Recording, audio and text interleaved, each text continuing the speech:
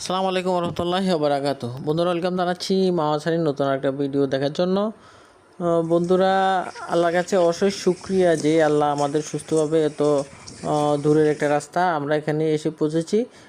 তো এটা হচ্ছে পদ্মা পানি শোধনাগার।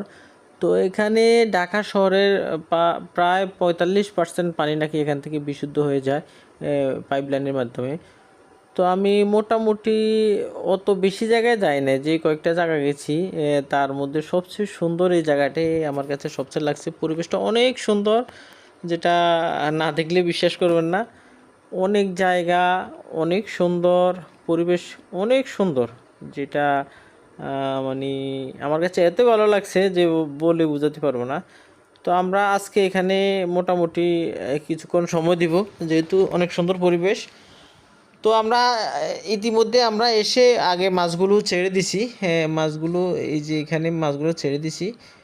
তো দেখেন, অনেক সুন্দর পরিবেশ। দুপুরে আমরা এখানে দাওয়াত আছে, আমরা এখানে খাওয়া দাওয়া করব এবং কিছুক্ষণ ঘোরাঘুরি করে তারপরে আমরা বিকেলে ইনশাল্লাহ চলে যাব।